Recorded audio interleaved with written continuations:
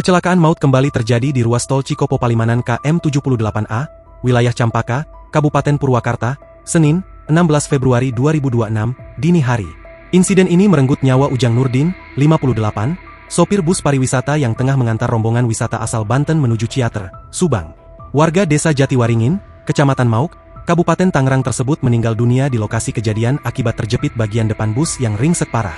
Kronologi bermula sekitar pukul 4 waktu Indonesia Barat, saat bus bernomor polisi A7709B melaju dari arah Jakarta menuju Cirebon. Setibanya di lokasi, bus diduga menabrak bagian belakang truk yang melaju searah di depannya. Alih-alih berhenti untuk menolong, truk yang terlibat dalam benturan maut tersebut justru terus melaju dan menghilang di kegelapan jalur tol.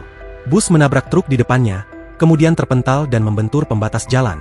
Sopir bus meninggal dunia di tempat. Truk yang terlibat sementara melarikan diri dan masih dalam pengejaran kami, tegas Kasat Lantas Polres Purwakarta, AKP Enggar Jati Nugroho, Senin, 16 Februari 2026. Eti Yanti, 37, salah satu penumpang selamat, menceritakan detik-detik mengerikan saat bus tiba-tiba oleng dan menghantam pembatas jalan. Enggak tahu apa-apa, tahu-tahu sudah nabrak. Darah sudah keluar, ujar Eti yang mengalami luka akibat terhantam jok. Ia mengenang suasana mencekam saat puluhan penumpang tersentak dari tidurnya oleh benturan keras. Busnya oleng ke kiri, nabrak pembatas.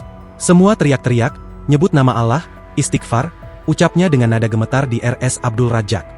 Dari total 65 penumpang rombongan wisata asal Cilegon tersebut, sebanyak 28 orang dilarikan ke RS Abdul Rajak Purwakarta karena mengalami luka ringan hingga sedang.